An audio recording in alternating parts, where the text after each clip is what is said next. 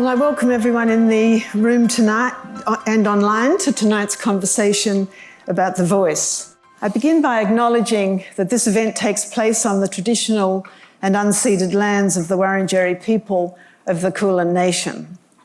I pay my respects to their elders, past and present. I also acknowledge other First Nations people who are in the room this evening or joining us online. And in that regard, I acknowledge in particular our first presenter, Catherine Liddle, and our colleague Tim Goodwin, who with Jason Varuhas and me is a convener of this series. This is the second conversation in a series organised by the Centre for Comparative Constitutional Studies under the leadership of its director, Jason Varuhas. The aim of the series is to inform public understanding of the referendum proposal on which we'll all vote later in the year. And with that vote, we'll decide whether to change the Constitution to recognise the Aboriginal and Torres Strait Islander peoples as the first peoples of Australia through providing for a voice to the Commonwealth Government and Parliament. The first conversation in the series was deliberately an introductory one, and you can find that on YouTube. The second conversation deals with relations between the voice, executive government and Parliament. This is a critical aspect of the proposed constitutional change. The aim of the proposal is to recognise First Peoples in a way that is not only deeply symbolic, but also intensely practical. Those two goals come together in the idea of a constitutional voice through which Aboriginal and Torres Strait Islander peoples have a real say in government as it affects them. The effect is sometimes described in terms of having a seat at the table, but I think it's more than that. The idea reflects the right of all peoples in a democracy to participate effectively in government, which in the case of First Peoples is a form of self-determination. Conversely, the idea of a voice also is intended to enhance the quality of government and administration in its application to Indigenous people. The proposed change aims to achieve this through authorising the voice to make, and now I quote a section of the proposal, to make representations to the executive government and Parliament on matters relating to Aboriginal and Torres Strait Islander peoples. Much of the public debate so far has revolved around how that provision would be interpreted by courts and whether courts would require the government and Parliament to pay attention to the voice as a matter of law. Now, those are important questions, and we'll take them up later in the series. But it should be apparent from considering the wording of the proposed new section that that's not really where the action is likely to be. On a day-to-day basis, the voice would need to interact effectively with the government and Parliament as institutions in their own right. And those institutions, in turn, would need to position themselves to take advantage of the voice. Now, to explore what this might mean and how it might happen, let me now introduce our wonderful panel. They're all very busy people, and we're tremendously grateful to them for agreeing to participate tonight. Collectively, they bring four different key perspectives to bear on the issues for tonight. And I'll introduce them in the order in which they will be responding to the questions that I will eventually put. Catherine Liddle is an Arentje Luritja woman from Central Australia and the Chief Executive Officer of SNAKE, the National Voice for Our Children, in which she works to strengthen, represent and amplify the voices of Indigenous children and families. She's a journalist originally. She's also been CEO of First Nations Media Australia, and she's held senior roles within media organisations and in government. She's a key member of the organisation of Peaks, and she's involved in ongoing work under the National Partnership Agreement on Closing the Gap.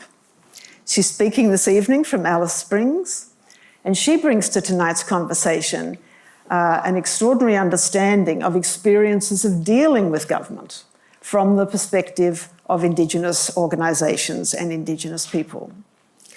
Monique Ryan is the federal member for the seat of Kooyong, which she holds as an independent, and she's a crossbench member of the House of Representatives.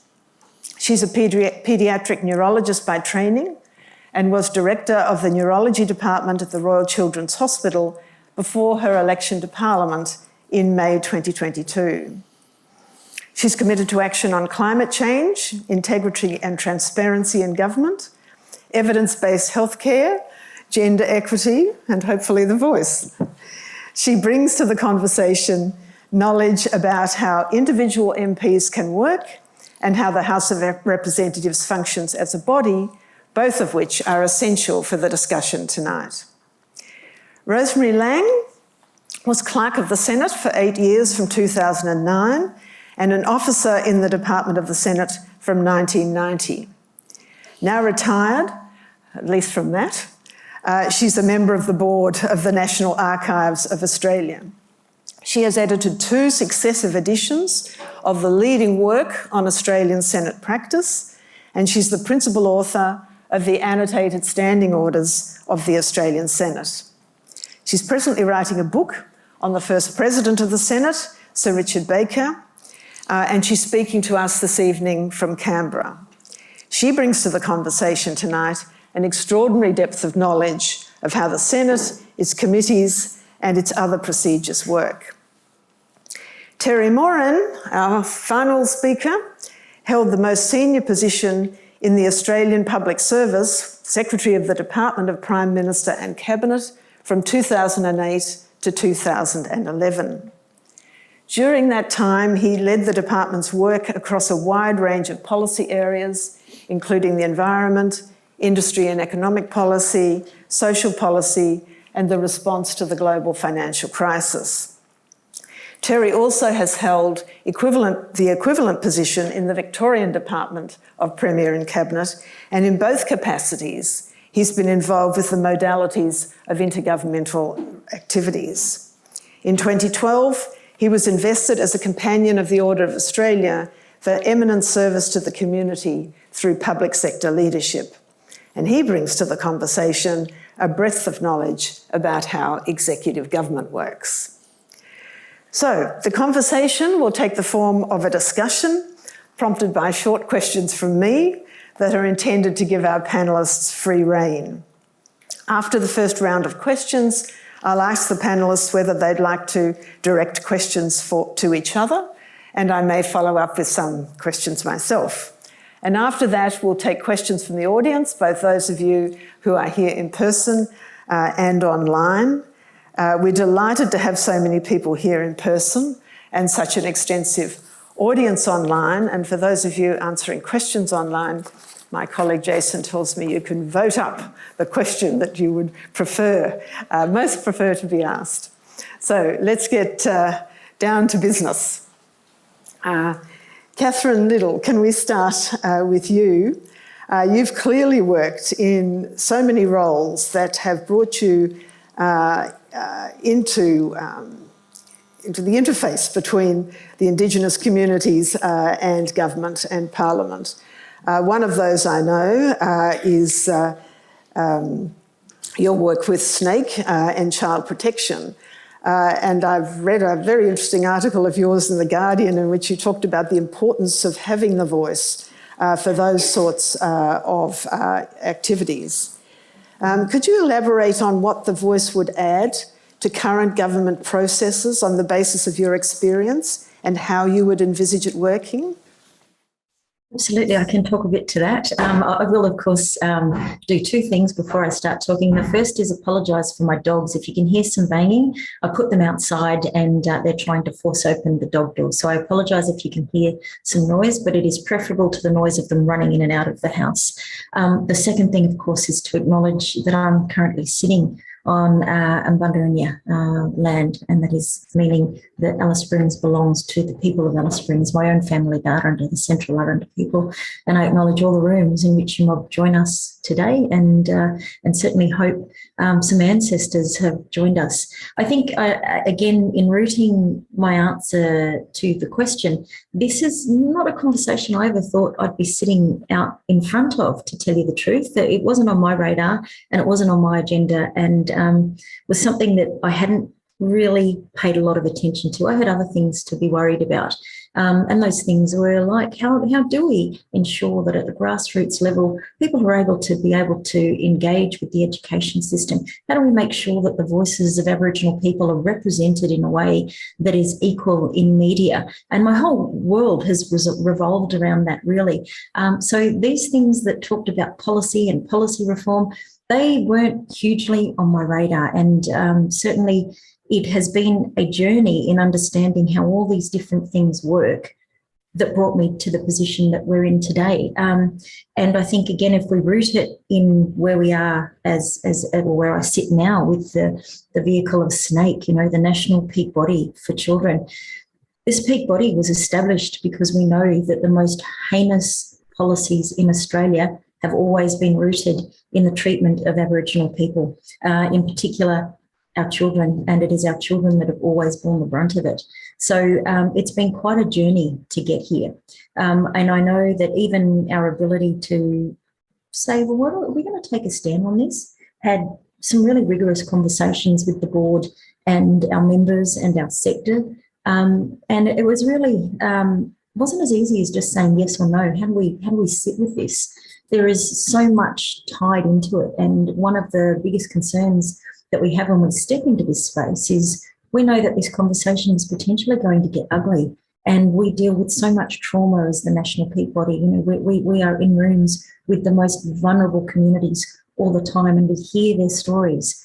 So the idea of taking on another conversation that was potentially going to get ugly. And again, if anyone's ever heard me speak before, I will always mention that when things get ugly, media attention and political attention turns to Alice Springs and usually starts beating up our families and our children. And I feel like a prophet. But anyone who's heard me over the past 18 months will have heard me saying it is only a matter of time before this conversation builds again. So I'm not going to lie, this wasn't an easy point to come to, because we feel it, and we feel it every day, and we take that burden on for our communities and our families. And it feels like you have a target on your back when you speak up in this debate. And again, as mentioned, I come out of media, so this is what I can tell you. For every positive story, you can expect to see at least 10. And don't take my word for it. Please go and Google it. Google the websites that when you leave here today, and see how many of the conversations in the media streams were positive and how many were negative.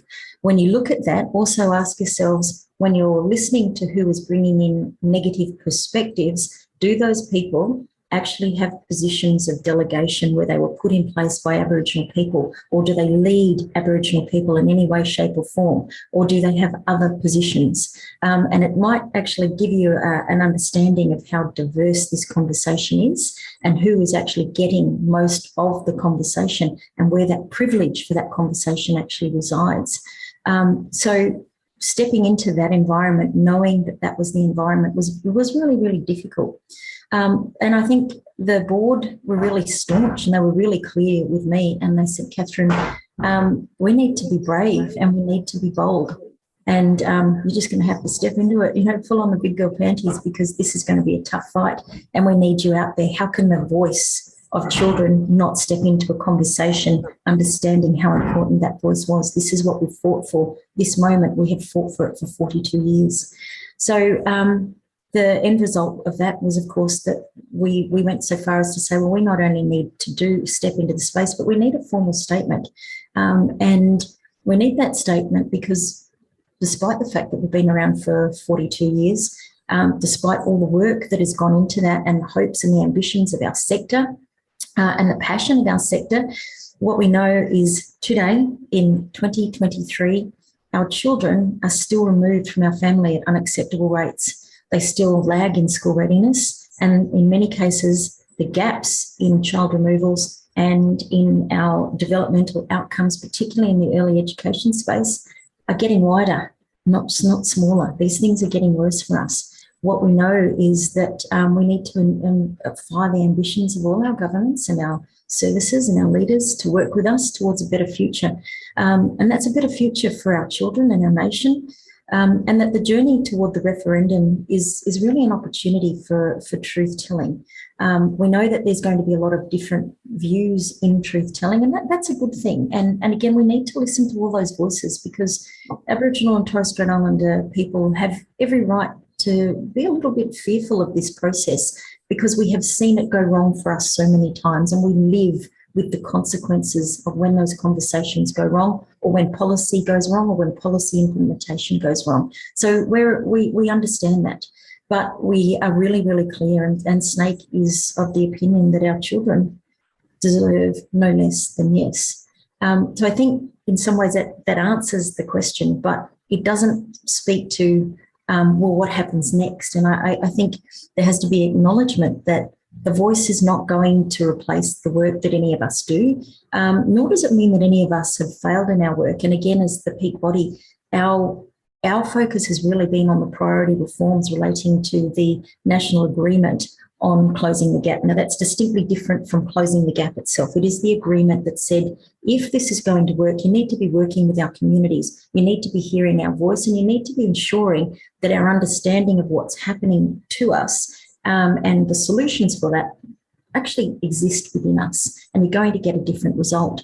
I think we can also give a really acute example of why this is needed in my hometown right now in Alice Springs, because I'm sure many of you have seen us in the papers over the last 3 weeks. And again, as a media person, I can tell you this: things don't stay in the media for 3 weeks constantly unless something else is driving it. You know, something flares up and then it disappears. There has to be something else driving it. I can also tell you that for every positive little story we put up, we get a hit of up to 250 people at any one time, every single one of them with the same IP address. That is the sort of mechanism that we're up against when we fight for here to have the voice of our children, our families during this period of time in Alice Springs heard. We know that it feels like Alice Springs has been marked as ground zero. That is what it feels like. And we know that our families at this moment in time are traumatised, and we're only just healing with the scabs left over from the intervention, when our families stopped doing things like dads no longer bath their children, their babies. Big brothers no longer played with little brothers. We are still dealing with the consequences of the story that was told about us for so many, many years. And we know that it was our children at that point in time that was weaponised. It was us that stood by and watched as the army rolled into our communities. So if any of you want to go and look at that vision, and you look at those people, the vehicles rolling through our remote communities, and those people standing on the edge waving in disbelief, those people, they're my family. They are my direct family. I grew up out there. They're my homelands. When we know that these conversations come up in media, and our families and our children are treated as front page failures by mainstream stress, in stories being pushed by people who have an agenda, the pain is extraordinary. And again, when we look at things like the narrative around that, when we hear other groups of society hit like this, Australia responds. It responds and it says, this is not okay. We don't get the same reaction for Aboriginal and Torres Strait Islander people. And again, when I talk about things like the priority reforms, one of the things that I negotiated was the target relating to communications. And at that point in time, everyone went, oh, well, what do we do? What does a target look like? How is government responsible for that?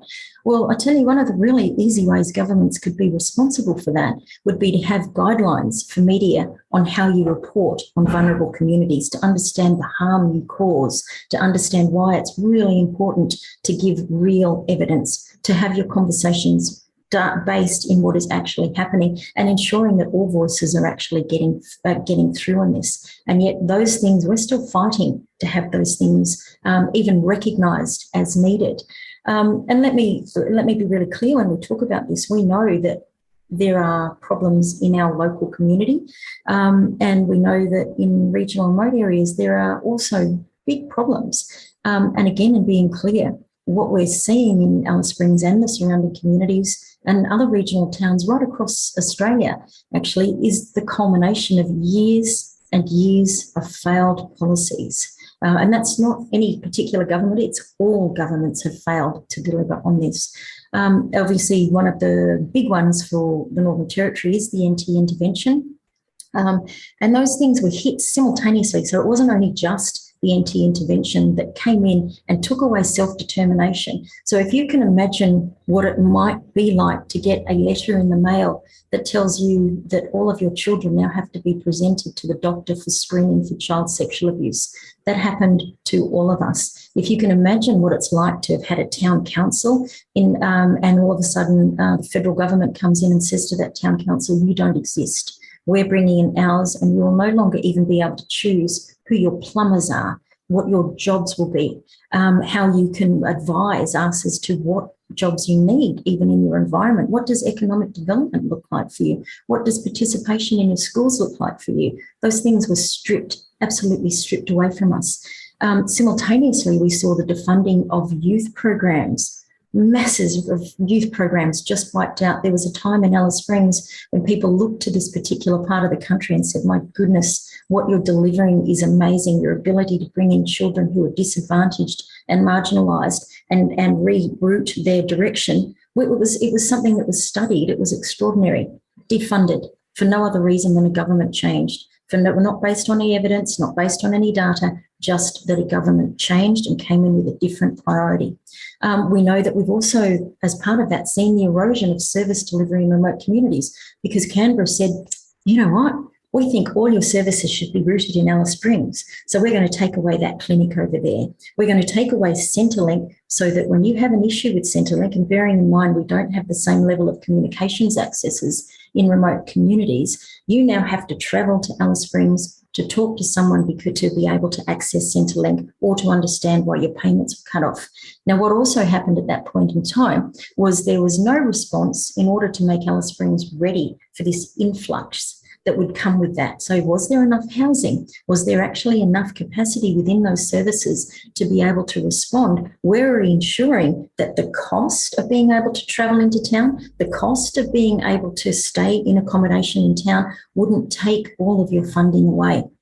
Again, another really simple one was not very long ago, there was a change in the way welfare payments were made, which meant that welfare payments were staggered and families no longer had the capacity to actually be able to go in and do their shopping because it only came in piecemeal amounts and they weren't actually able to go and do a shop.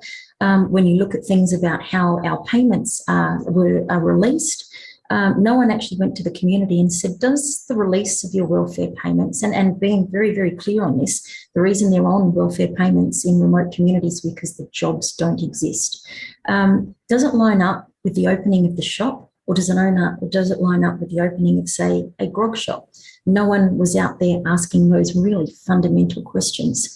So we know also on top of that, we saw this massive, massive defunding of the Aboriginal community sector. So $500 million from Indigenous programs, $500 million from Indigenous programs, most of them related to family and child services or services that children and families would need.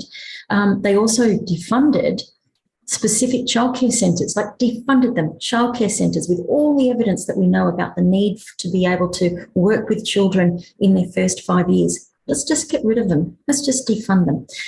We also know that and that was $81 million worth, and that was 38 child and family centres in remote and regional areas largely. And it meant what we've seen is a decade of lost educational opportunity. It's funding that was never, ever reinstated. So why do we need a voice? I mean, a voice would have required government to consult representatives of Aboriginal people before making any of those decisions, and not only consult with our mob, but then release the results of that consultation, because that's part of it, is saying, okay, well, what did people tell you was happening to them? And like I said, what we find as SNAKE, every time we walk into a room, communities know exactly what's going wrong and they know exactly what is needed, but the programs and the services that they need that are rooted in policy aren't there. We hear stories of communities that we go into where there might be up to 36 different service providers for a population of, say, 6,000 people, 36 service providers, all of them doing really good work and all of them trying really hard, not one of them able to deliver the services that the community actually needs. So we hear these stories consistently and constantly. We also hear that the decisions about us are still not made by us. I mean, how does that happen? And if we are, it's a token input. Again, if I root it in the Alice Springs response at this point in time, if there'd been a voice available to us, right? So that is a vehicle that enables local and regional voices to come to the table. There would have been a body to consult with immediately. Is something going wrong in your community right now? What do you need? How do we know that it's working? Who needs to be at the table? Who needs to be able to help solve these programs? Doesn't exist. It absolutely doesn't exist. Again, when I look at the work that we do through the Coalition at Peaks, we have this incredible new approach and we've developed incredible new policies and policies that are really precedent setting, but we've still got to get the will behind them. And again, the critical missing piece in that is the ability to go push. That would be a voice. It would be absolutely game-changing in order to be able to get some of these big policy levers moving and moving in a timely manner so that we're not looking at issues like what we see here on the ground in Alice Springs at this moment in time.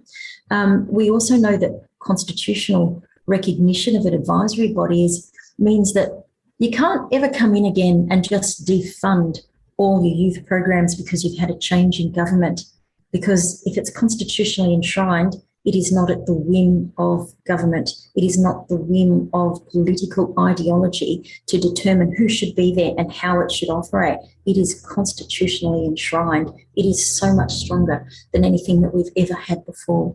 The nuts and bolts of the work we do in partnership under the National Agreement falls into specific portfolios. So we have the opportunity to work with agencies to put in specifics that transform the way the governments work with us, and also help design policies and their shape and their implementation and their evaluation. So we've got some incredible things happening underneath that would absolutely enhance and make the voice work a lot better than probably is visible at this point in time. But we do know that the ability to speak to the executive of government is critical. At this point in time, I'll be really honest and say we're still whispering, and sometimes we're just shouting. It feels like we're just shouting into a void. If you want a practical demonstration of the voice, I think that sort of goes some way to describing it. And in all of this conversation, it also needs to be acknowledged that none of this will be a quick fix. This isn't a silver bullet. There is still, even if we get this across the line, there is still significant work that is going to need to underpin it to get it up, because we have many different nations and we'll all have different ideas of how it needs to work in our own environments. And that's a good thing, not a bad thing. But we know at the root of it all is that for 200 years, these systems have been designed without us. And more importantly, these systems were designed to override our own understanding of how to self-govern. Right? This is what it was designed to do. It was designed to exclude us. This won't fix that. And it's not meant to completely flip it, but it certainly gives us that seat at the table. What we do know, in amongst the fact that there's a lot of hard work still to be done, we also know that in the children's space, we had grandmother's law and we've had it for centuries. And that law speaks to the fact that if all children are loved as if they were your own, if all children are fed as if they were your own, if all children know who to go to when they feel unsafe, then everything will be well. And that is that critical understanding that if you care and you nurture the people around you, you have a strong and successful community. That is based on 60,000 years of experience in successfully raising children to be strong and thriving. Thank you. Catherine, thank you so much. You have certainly made the case for the voice very passionately from the point of view of all the experiences that you've had.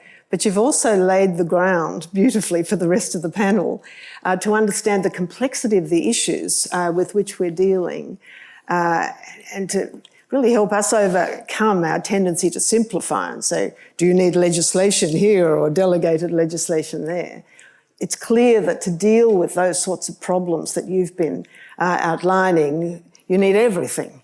Legislation, funding, support of various kinds, but also just the capacity to deal with people and to deliver services in a way that really engage with them effectively. So that's been a very important contribution, and I'm very grateful to you.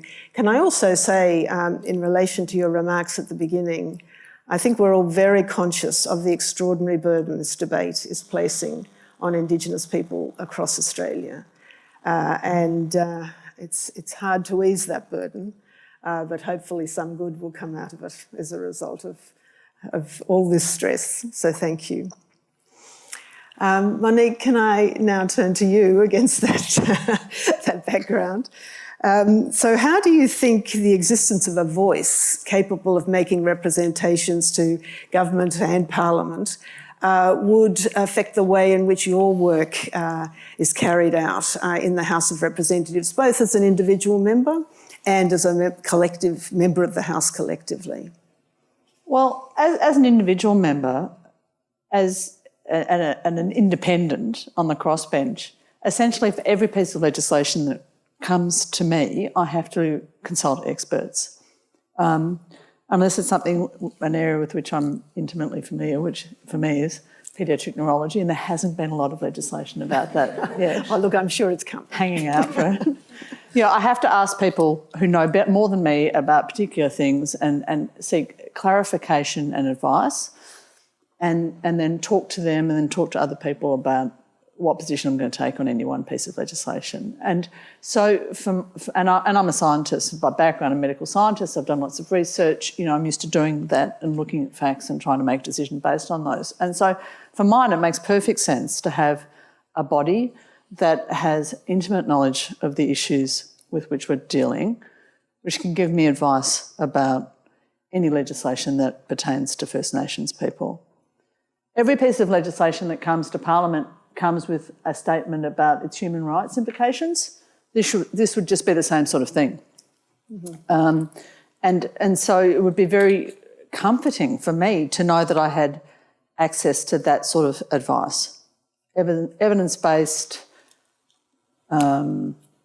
real, in real life, relevant advice from people who know more than me and who are centred in the communities or on the issues that we're talking about. So it makes perfect sense. I mean, what Catherine's saying, there's lots of pieces to unpack there, but one of them is the fact that we've tried this sort of thing again and again and again. The other models, alternative models that have been proposed have been tried before and failed. Mm-hmm. So for mine, it makes perfect sense to involve people who know what we're talking about and who have a permanent voice at the table, with whom we can do things rather than to whom. Mm-hmm. The other two things I would say, Catherine, is that I have sympathy for you about the dogs, because I've realised when I got to work this morning that you can't see it, but there's a big hole in one of my shoes, which is a nibble from my dog.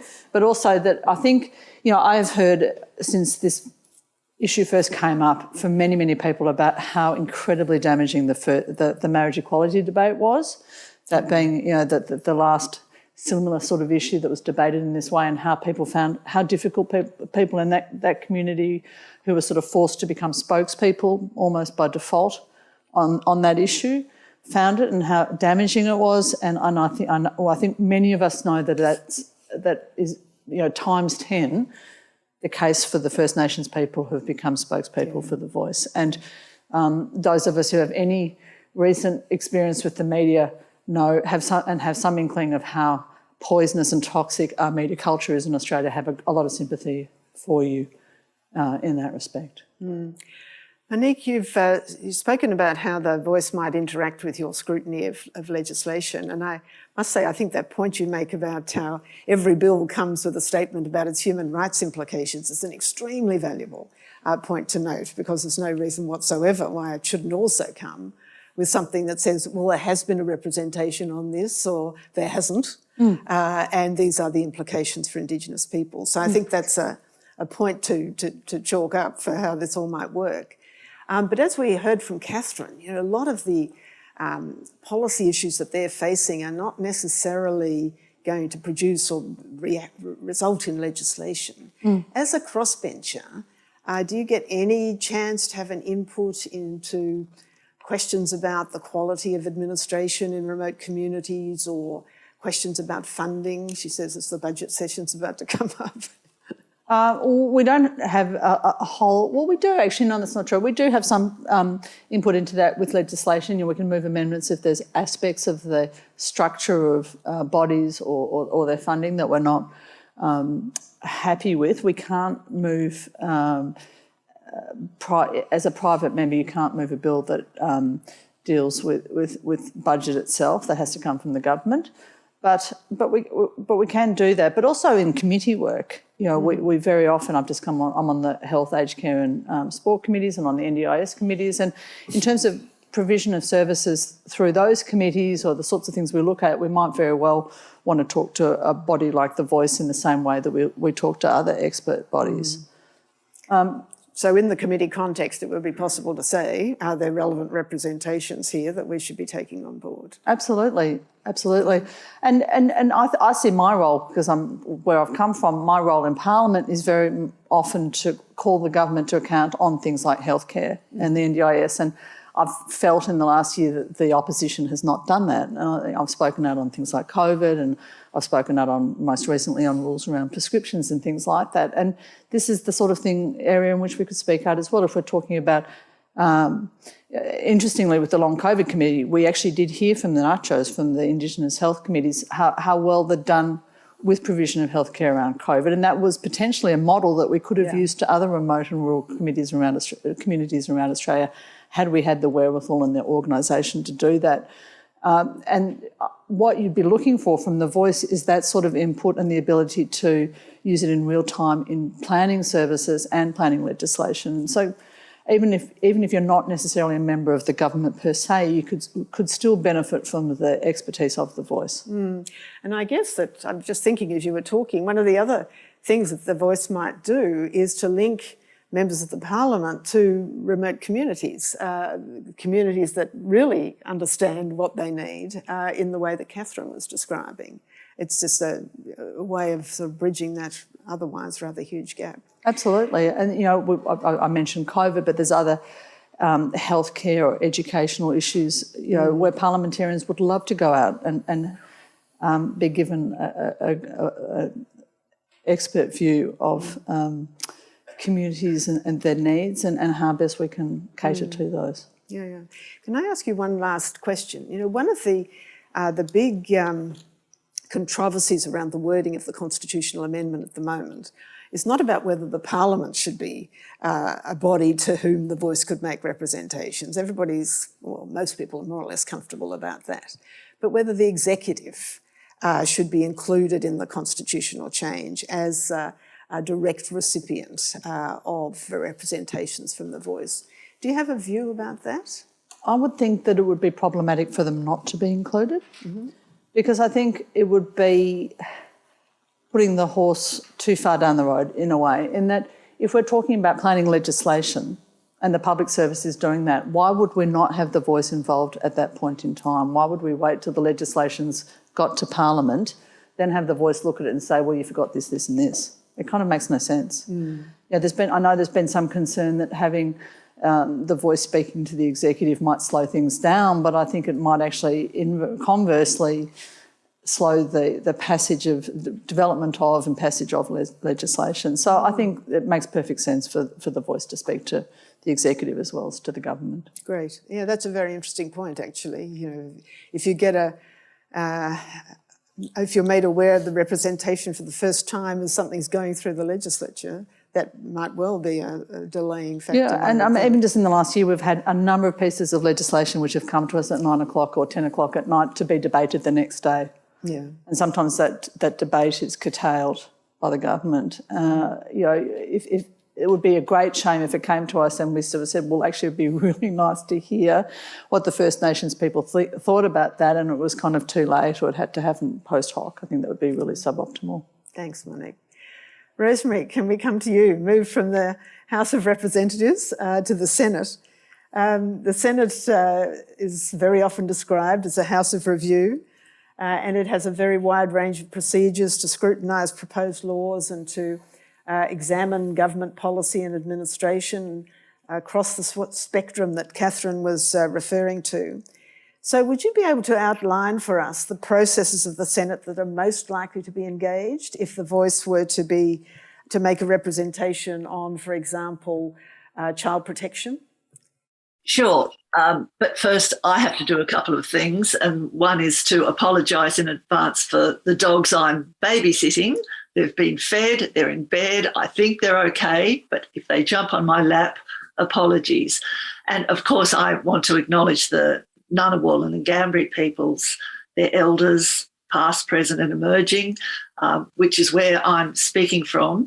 And I have to say, Cheryl, not Canberra, but Queanbeyan. I live in a... my apologies. I get to vote for 12 senators, as everyone who lives in a state does. The other thing that I want to say in advance is that I'm going to sound like a technocrat. I have knowledge of Senate procedures, practices, standing orders, etc., and constitutional matters insofar as they involve the Senate. I don't have the personal experience, obviously, of Catherine or Monique in their fields. So my apologies to everybody if I do sound like a technocrat.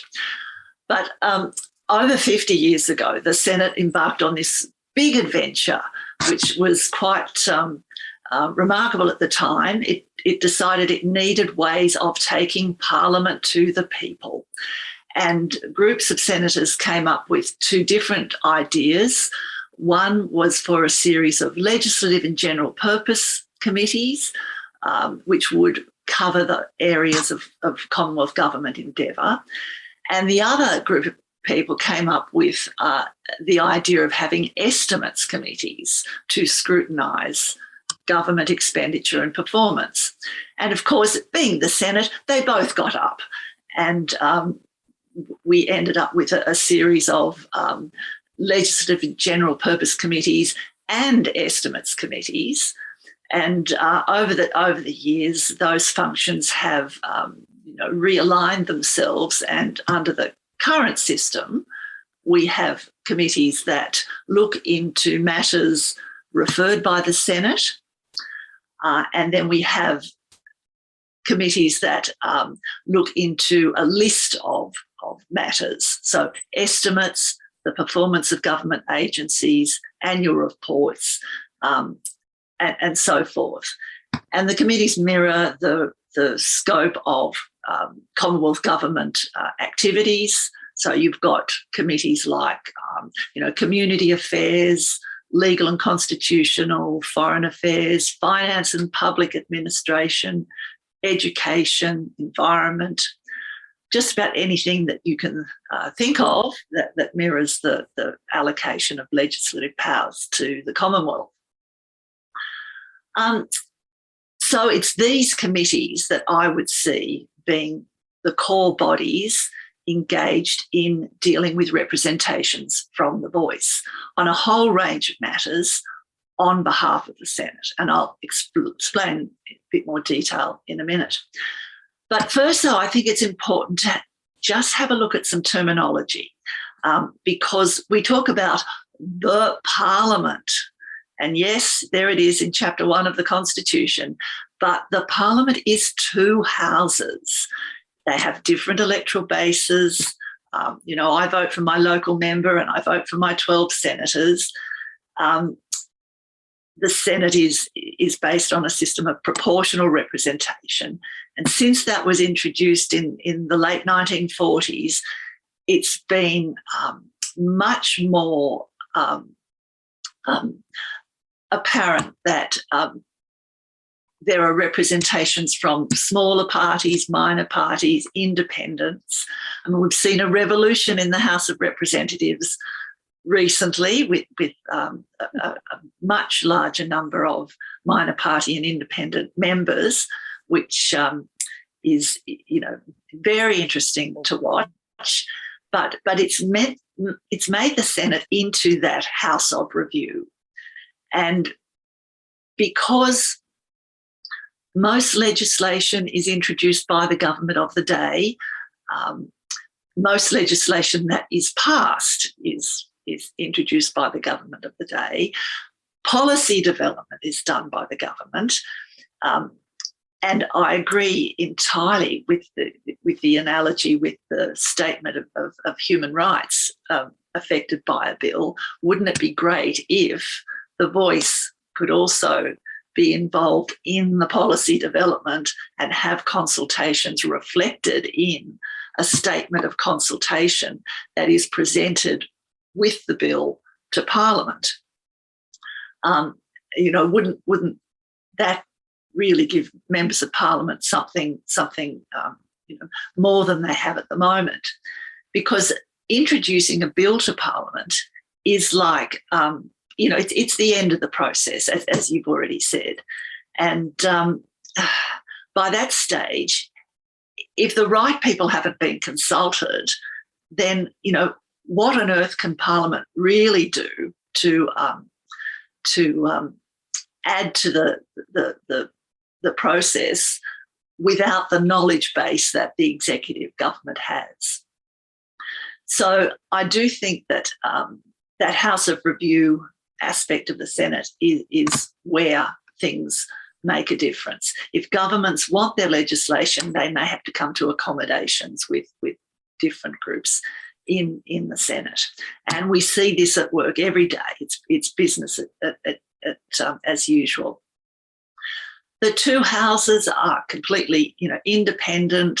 They don't do very much together, but you know that there is potential for them to speak with one voice on these matters, and to you know, reflect back to the electorate the sorts of processes that are involved in making laws and in drawing in all the expertise that is needed to do that properly. But getting back to the standing committees, one half of the pair is called the Legislation Committee. It has a government chair, a government majority, and mainly its work is to examine bills that are referred to it. And a large proportion of bills that are introduced into the Senate are referred to legislation committees. What does that mean? Well, there's an opportunity for the committee to go out and find people who can talk to them about what the bill will mean for them. And obviously the voice would be a key participant in the inquiries into bills that happen, you know, as a matter of course. Legislation committees also do estimates, and you know, that's 3 times a year. All of government agencies come before estimates committees. And many years ago, a group of senators thought, well, hang on, we've got estimates committees in our little areas, but wouldn't it also be good if we could have a cross-portfolio estimates examination on Indigenous matters? So that now happens 3 times a year. One of the committees, the Finance and Public Administration Committee, as I remember it back then, holds cross-portfolio hearings. So any agency that deals with Indigenous matters comes before that committee for targeted hearings. And, you know, it's always interesting to watch the questions that senators ask at any estimates hearings, because obviously they're getting representations as individual senators from people in the community, from interest groups.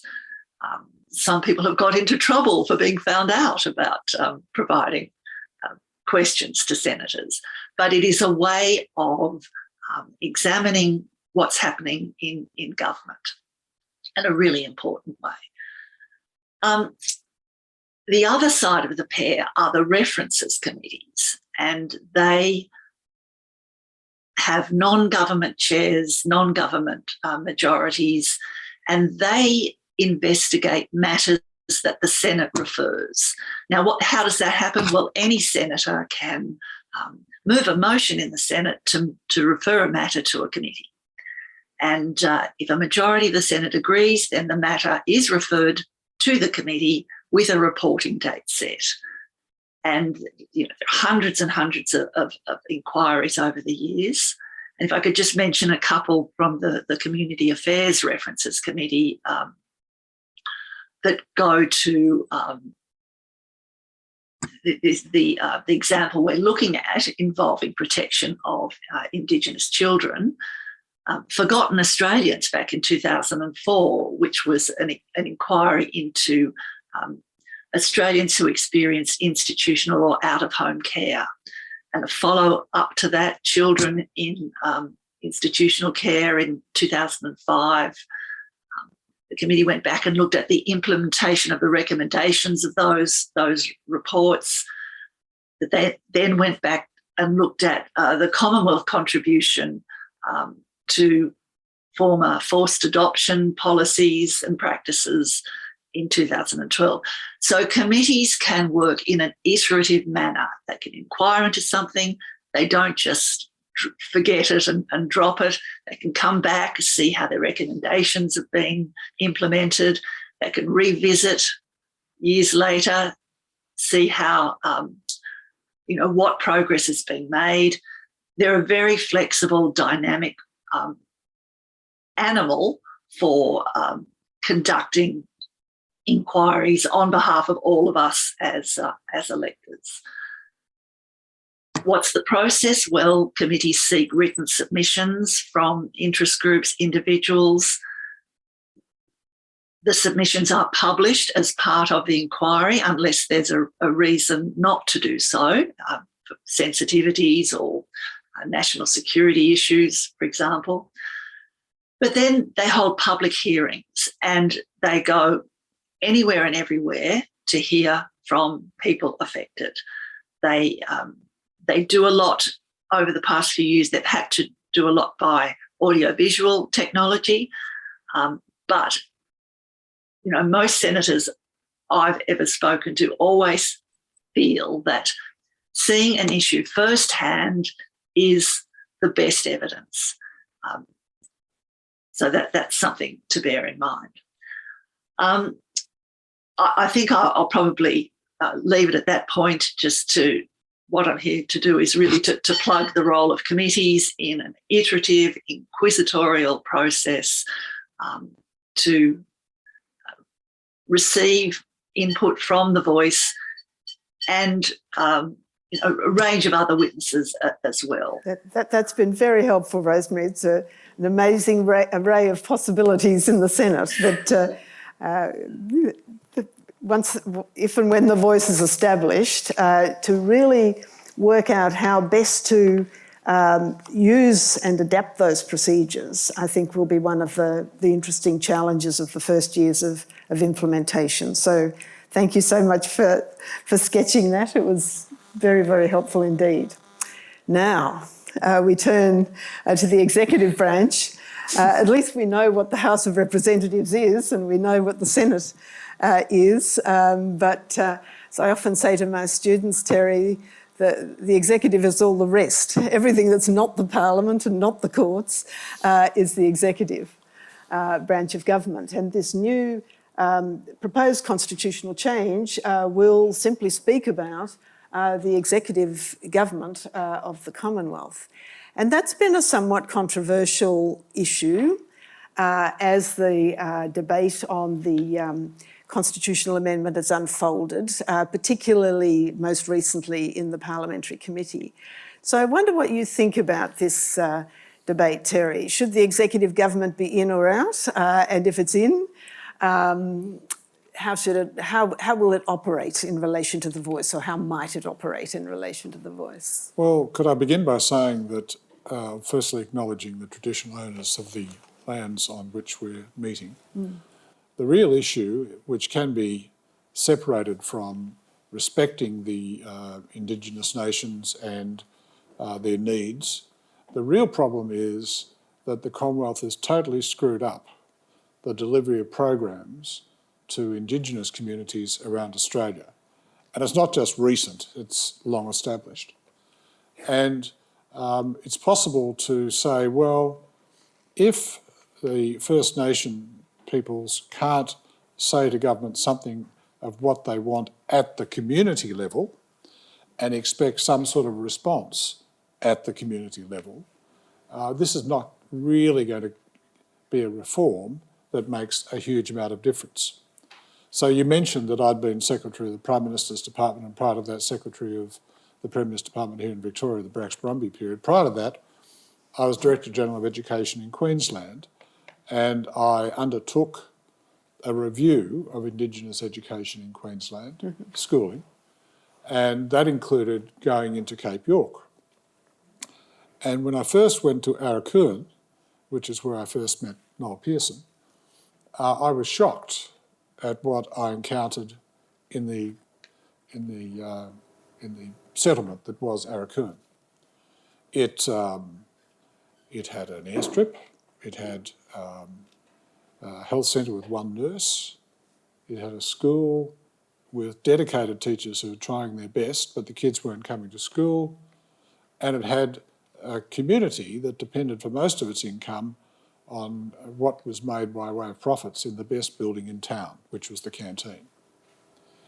And what I was told there was that the state government, in earlier times, maybe possibly in Joh Bjelke-Petersen's time, had, as a matter of policy, facilitated the construction of really, really nice canteens so that the Indigenous population would spend most of its time being drunk and not bothering government with their woes and problems. Now, I was told that, I don't know whether it's true, but it's a sign of how Indigenous communities felt about how they were being treated by governments at the time.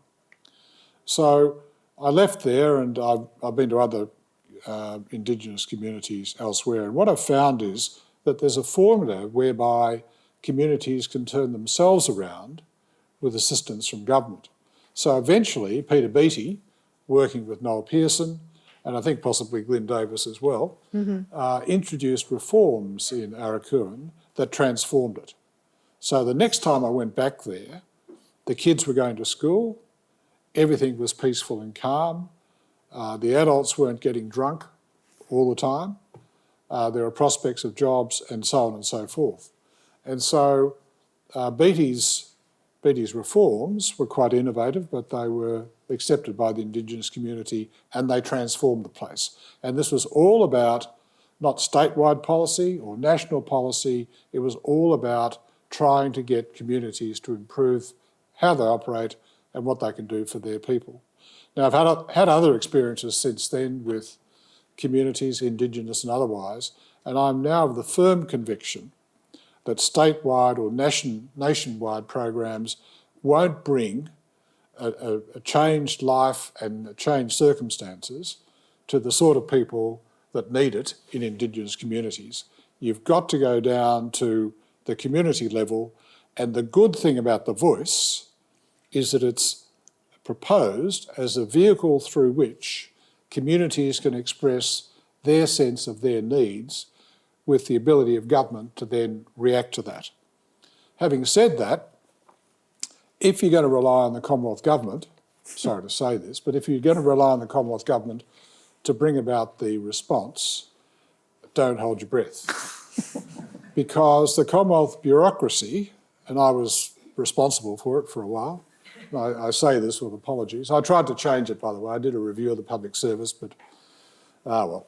And the Commonwealth thinks at a nationwide level with a fairly standardised approach, and if there's a problem with education, well, whatever the solution is, it applies to everybody.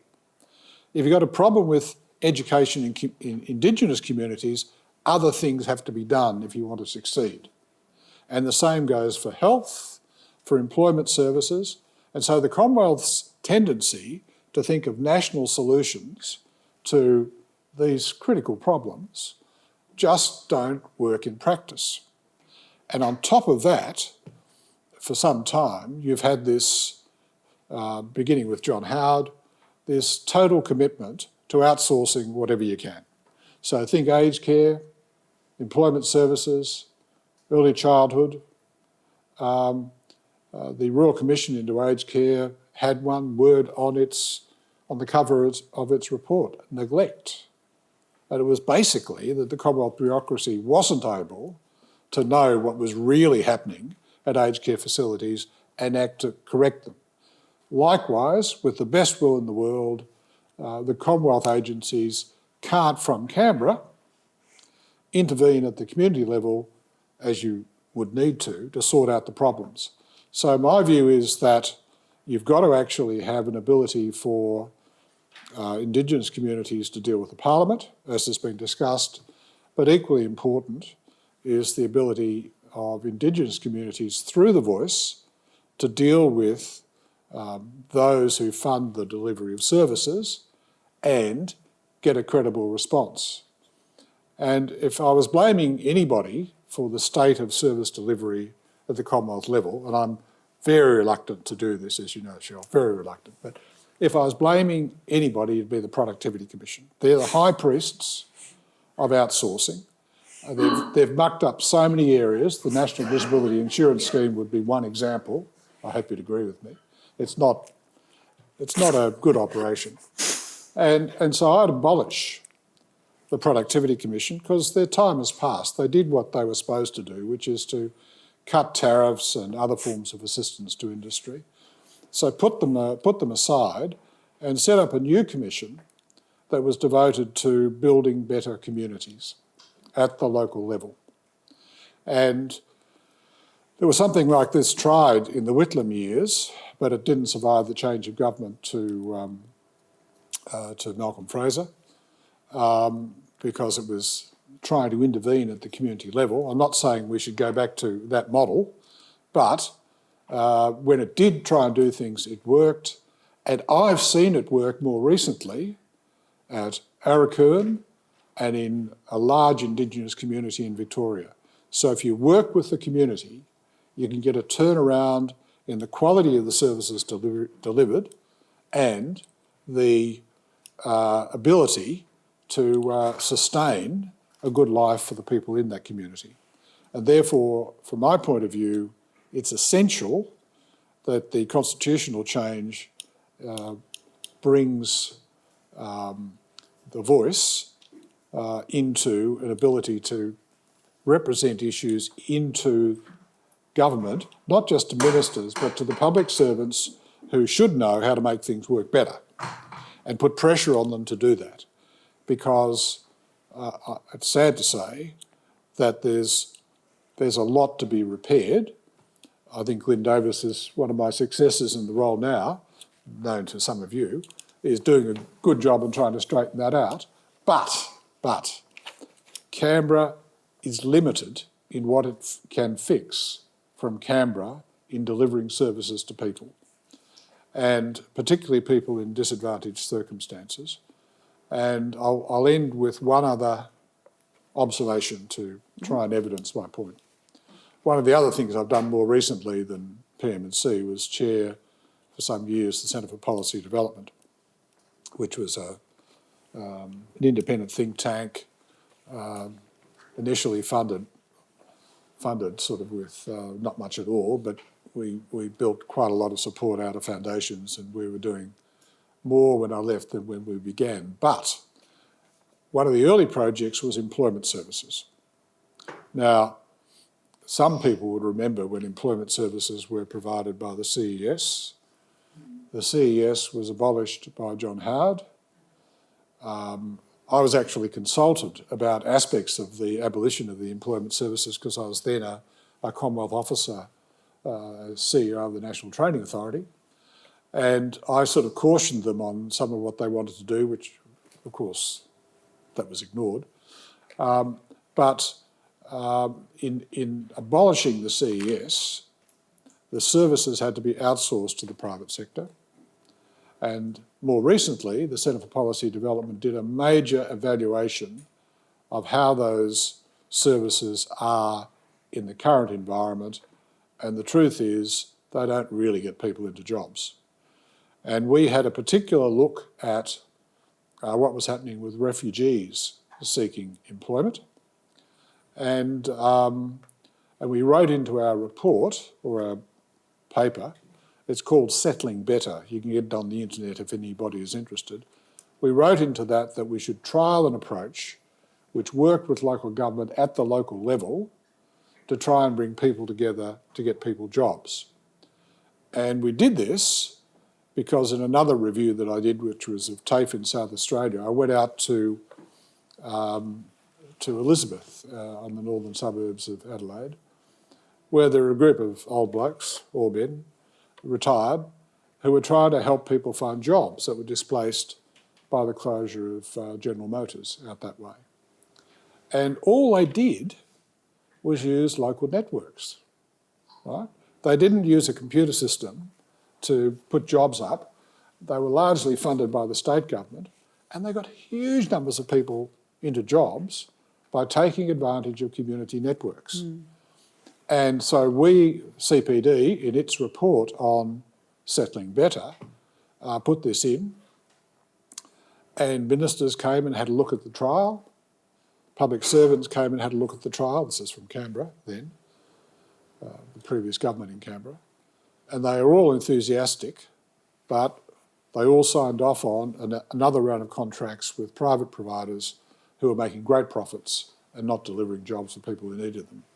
So what I'm saying is, how you do things is really important. And even if you're focusing on communities, it can be mucked up by misguided approaches taken from Canberra. Certainly not in the States, that wouldn't happen there. But my view is that the real aim of the voice in dealing with the executive side of government and also influencing legislation is to try and breathe life into mechanisms which are the responsibility of the Commonwealth and the states to get into communities, analyse the problems and get behind a fix. And every community will have different problems and need a different fix, and therefore you can't do it from Canberra in a detailed level. You've got to find a way to do it at the local level. But now there are rules of the road which will get you there if you follow it on the basis of some of the experiences that I've described. And to make that work, there has to be, included in the referendum, an ability for the voice to deal with the executive branch of government, which is ministers, public servants, statutory authorities, people like me. The whole bunch. Yes. Well, thank you very much, Terry. You said at some stage, don't hold your breath. Well, people will be holding their breath, by the way. And so all the cautions that you've drawn to our attention tonight about the tendency, natural tendency really, for the national level of government to try and regulate nationally, and the issue of outsourcing, which is a very important dimension of this. That's the killer. Are things that will need to be taken into account in the context of implementation of the voice, which will be a big deal. Look, thank you all four of you. That's been fabulous. I'm very conscious that people are probably waiting to ask questions and that I should probably withdraw my offer that you ask each other questions and move to a Q&A period. So Jason is collecting questions online, but while people online are thinking about that, could I ask if there's anyone in the room who had a question they'd like to put to one of our panellists? Can you give us your name and tell us if there's a particular panellist you'd like to ask a question? Yeah. The Voice to Parliament is intended to address strategically issues of poverty and other matters among the Indigenous population. But how would you see addressing the broader scope that the matters being addressed through the voice could apply to those who are not represented by a specific voice but are equally perhaps needing that level of attention so that they're not left behind? Well, I guess it's a sad statement, isn't it, that we all accept and have no doubt about the fact that many Australians are living in poverty today, and that many people are going to bed hungry. Many Australian kids are going to bed hungry. Many homeless people are not being appropriately supported by our government at this point. And I was on the way here, I was on the ABC radio saying I think that many of the support payments that we have need to be increased to an extent that it takes people off the poverty line. I do think that we actually probably need a national review of our support payments and how they're administered. If we just talk about the job seeker payment, there's many people who are receiving job seeker who aren't really realistically employable. They should be on a disability support payment, or they should be given some other form of support without an expectation that they try to engage in this pointless and unproductive seeking for a job, knowing that that's never going to happen.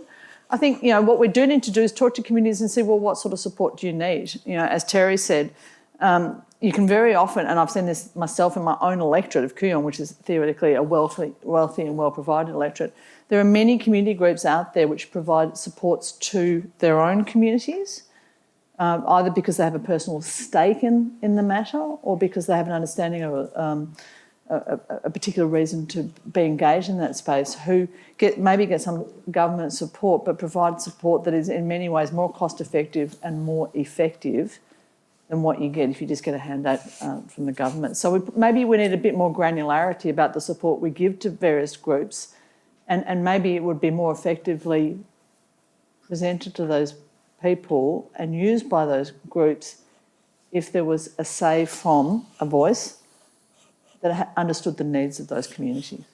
Anybody else like to? Yes, gentleman up the back. How exactly do you see the Voice to Parliament Committee being able to engage with the communities? How would that work? How would that work best from your point of view? I was a bit unkind about the Productivity Commission. And now look what you've made him do. And for that I apologise, particularly if there are any microeconomists in the audience who've taken offence at my remarks. But in place of the Productivity Commission, it would be useful, I think, to set up what I call a better and stronger communities commission. And there's now a lot of material around about how you can go into communities and work with communities to make things better. It doesn't have to be invented. And a lot of the good work that's been done in Australia arose out of initiatives taken by a group of people from industry and the Indigenous communities in Cape York in creating an organisation called JAWUN, Jawun. Again, you can look at it on the web. And they ran a major exercise over a period of time to get into a whole lot of Indigenous communities around Australia, help build them up, share knowledge with them, and encourage them to do, in effect, what had been done by Noel in Cape York through the Cape York Partnership. And so there's been a lot of stuff done, but it comes and goes because it hasn't had a champion in Canberra at the parliamentary level, the public service level, or the departments that have the money to do something. And it's not rocket science and it's not too hard to fix. Great. Now, Jason, who do we have online? Thanks. So we've got. Don't forget, everybody, we have two other panellists who are not sitting here, but they're on the screen in front of me. So we've had some activity online, and there are a couple of questions. I mean, to presage the questions, we've heard from the speakers that there's been a historical marginalisation of Indigenous people in policy creation, development of legislation, and that's had negative consequences for policy, leading to policy failures, and in some respects, a widening of the gap rather than closing it. and the voice would seek to address those problems by giving Indigenous people a voice in matters that affect them, and then that would have hopefully a knock-on effect of improving policy by making it more responsive and rooted in the experiences of Indigenous people as it affects them. So I think the questions online would accept that case, but then ask, in regard to the voice model, is there a risk that the representations made could be ignored? So should the voice model be stronger than currently drafted? And linked to that, rather than simply a power for the voice body to make representations, ought there in addition, which is the proposal, ought there in addition to be a duty on government to consult the voice body in relation to creation of policies that particularly affect Indigenous people? So I suppose there's a concern that could the voice model go further than it currently does as proposed? Maybe Catherine would be a very good place to start, in fact. Look, those of us that work all day in policy, now I was not part of the design team or any of those conversations, but I know a lot of very clever people worked on this. I also know when you design policy, when you design legislation, you're looking for what works and how it's going to work, where the potential risks in it are. And there's always a level of negotiation. So certainly when these conversations started, there was always that system barrier that said, how far can you get? How far can you actually get? How can you get it there? And how do you ensure, like in any good policy development or any good legislation development, how do you ensure that in building something like this, we also have the scope for movement? So this might be the bar at this point in time, but how do you make sure that there is room for movement? Now, again, I was not one of the designers on this, but this is how I would interpret it. My gut on this is there isn't a single Aboriginal person in the country that wouldn't say, yes, we'd like it to be stronger. Yes, this is what we'd like it to see, but we all would like to see in it. But we also are very cognizant of what you can actually get across the line at any point in time. We're also cognizant of things like once it's in the Constitution, there is room for it to move because it is the voice, right? So it is there. So the mechanisms that underpin it will be able to flex as governments change. And again, we've heard stories about all the different committees that inform the way governments work, and certainly for those of us that work in child protection, we know that there are significant changes that still need to happen. So things like the National Aboriginal and Torres Strait Islander Children's Commissioner, those things are vehicles that would strengthen legislation and strengthen policy. But in order to get it across the line, we may well need that voice in the first place to say that that's where it needs to go and that's where it needs to happen. So I guess that's one layer of it. The next layer of it would be, well, the government hasn't only committed to the voice, they've also committed to treaty, and they've committed to truth-telling, and they've committed to the priority reforms. Now, these are incredibly strong mechanisms in which we can continue to build on the voice and potentially bring those strengths in. And again, when you look at things like a treaty, well, how do you negotiate that across 500 nations? Unless you have a vehicle for voice, that voice that brings in the hopes and ambitions of each of the nations and each of the regions. And again, these things are fledgling in many states and territories at this moment in time. So what I understand about the way these things are being developed is there are significant learning lessons embedded into what is being proposed at this point in time. So not only what are your system barriers, but also what have we learned as part of this conversation so far. I think, again, if you look at something like the South Australian example, where they committed to treaty first, but now they've sort of flipped, and they're not flipped, that's the wrong word, but they've stood up the voice faster. And again, you've got to look at those learning lessons and say, okay, well, why did they move that way? Is there an actual reason for it? But, and the other thing, if you look at some of the findings coming out of the Truth-Telling Commission, which has really made government organisations stand up and be self-reflective and be really open and really honest about where the system failings are. And so all of those things, if they start firing simultaneously, and not forgetting those priority reforms, which is the area that people like myself work in and organisations like SNAPE work in, those things start firing, this is an incredibly powerful vehicle. The other thing to be really cognizant of is, you know, often people say, well, it's just an advisory. Well, ATSIC was just an advisory, because that is all you can have in terms of being able to advise the Commonwealth, unless you're the High Court. So in actual fact, it is a lot more powerful than it potentially sounds. Thanks. Could I make two very brief suggestions? You could underpin the strength of the voice by giving responsibility for dealing with it in government and supporting it to the Prime Minister's department. Establishing the voice is a major issue from the Prime Minister's point of view, so I can't see there'd be much trouble getting his department for a while, say 5 years, to look to getting things moving. The other point that I'd suggest is that if the voice puts up a proposal, there should be a time limit within which government has to respond. And if it's not responding within that time, well, presumably that could be taken up in the Parliament, something like that. So I think there are all sorts of little mechanisms that can actually strengthen the initiative, keep an eye on problems that might emerge, and get a few things going in a relatively short period of time.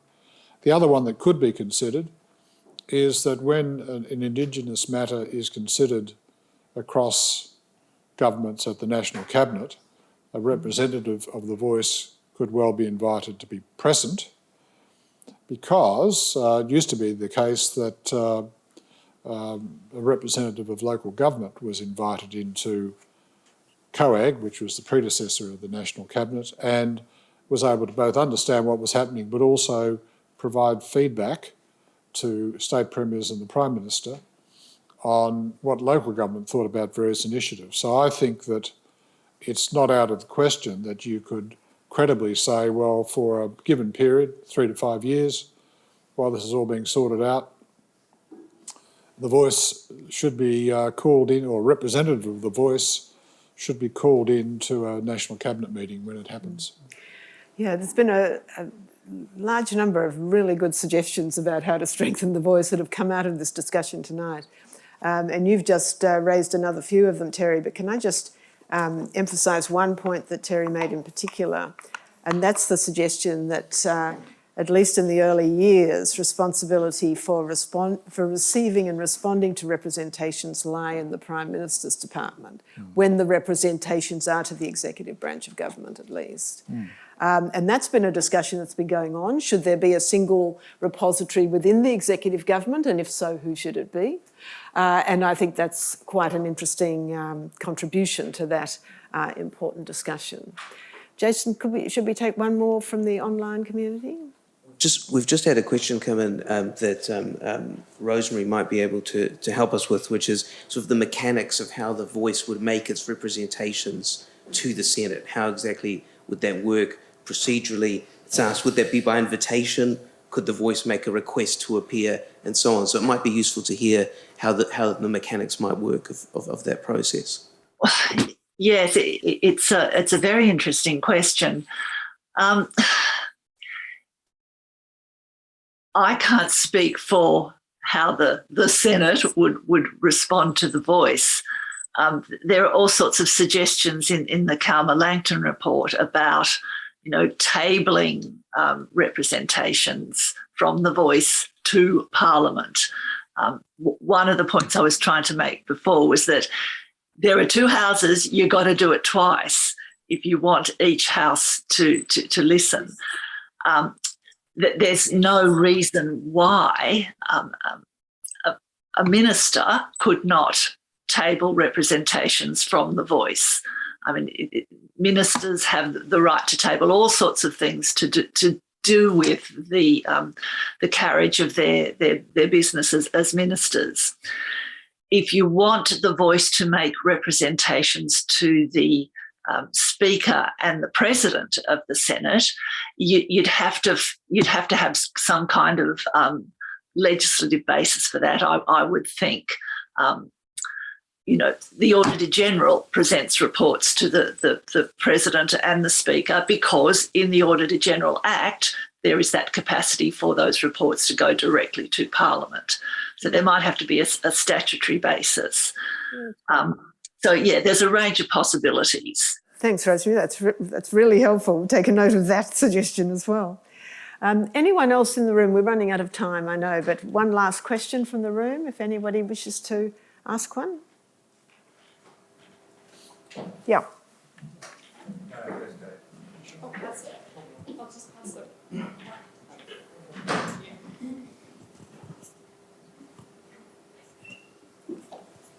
Hi, just wanted to say thank you very much for a really great talk. It's been really lovely listening to everybody. It's been really helpful to sort of solidify my understanding of how the voice will operate in really physical practice.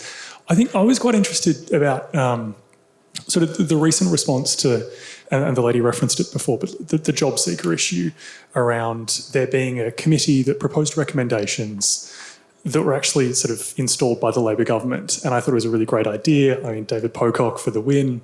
But I was kind of concerned that this recommendation is proposed, that the sort of overarching one was the job seeker lift, and they just kind of shut it down a little bit. They sort of poured cold water on it. And that'd be my concern with the voice, that I'm really hopeful it gets up. But I guess, how do you establish sorry, probably for Monique, but for the panel generally, how do you establish that concrete buy-in once it's in place? Hopefully it sort of gets up, people voted in the referendum, but how do you establish that sort of that buy-in so once the voice is in place, it's so physically installed that it's not just brushed aside or sort of box ticked into oblivion? Monique, do you want to have a go at that? Well, I think it's a really important question. It's an interesting question. So the two economics committees which have advised the government, the Women's the WEAT, and the other one that have come back with recommendations to the government in the last couple of weeks, and the government said, yes, thanks, but we can't do that. Well, they said that, but then a whole lot of people have said, meh, and people have raised the issue, and people have spoken to it again and again. And I think what you're going to see on Tuesday, the budget, is that we'll get some of that stuff, but not all of it. But eventually we might get it all. And that's where the voice comes in, but also the voices of people in the House and the Senate will come in, and voices of other committees will come in, and the government will either listen to it or they won't. And then every 2.5 to 3 years, they'll face the people. And if they haven't listened to the voice and responded appropriately to its representations, well, then the people will have an opportunity to speak to that. I actually would think that there should be some other means, and this hasn't been. Again, we don't know exactly how it's going to work, but I would think that in the same way that the Commissioner of the National Anti-Corruption Commission has to report to Parliament every year on the representations it's heard and the hearings that it's conducted, it would make sense for us to have a summary document once a year on what the voice has done, what its conclusions have been on specific issues, and how Parliament has responded to those. It would be nice to have an update on a regular basis on that, and there should be some means by which that's possible. Yeah, I think that's really important, and it underscores a couple of things. One is that the legislation that presumably would be drafted next year is going to be very important and very difficult to draft. A lot of things are going to need to go into it, not only about how the voice will operate at multiple levels, including dealing with in remote communities, but also how it will interact with government and Parliament in all these quite strategic ways. And even once that legislation's through, I think you'll find there will be a period of implementation where people have to be pretty alert on both sides of the fence to make sure that this institution, this new institution in the system, is set up to succeed. Because there's value for both sides from it succeeding, but it's going to take a bit of work. So look, very reluctantly, I'm going to have to bring the questions to a close now. It's been a fantastic evening from our point of view, and I'm extremely grateful to our panellists. Can I just, before I thank them though, just say a few other words of thanks to other people who've contributed to tonight. Our people in the law school, Angela Henley-Boyes and Avril Gaylor. Thank you very much for all the work that you've put into making this happen. And a very big thanks to the University Comms team and to Genevieve Costigan in particular, who's been a wonderful conspirator with me in trying to develop this panel, and it's been a pleasure working with all of them. Thanks also to my colleagues, Jason Veruhas and Tim Goodwin. Organising this series has been a very interesting ride. Every time we think we're about to do something, something else happens in the Australian community and we have to move on. But we work as a very effective team and are looking forward to planning the next events in the series. And then now let me turn to our panellists. Enormous thanks to all four of you.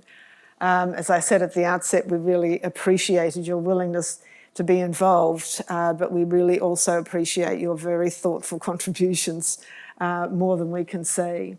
I think that what you've had to say tonight, technical or not, Rosemary, has made a very real contribution to the ideas in play in relation to the voice, and has assisted to broaden the debate away from the obsession with what courts might do to the real problem of engaging with what the Parliament and the executive branch of government might do, and for that matter, to pick up a point of Terry's, how that will work at multiple levels of governments. And finally, thanks to the audience, both those in the room and those online, for attending and for your questions. It's been great to have you back, for those of you who've been here before, and thanks for coming.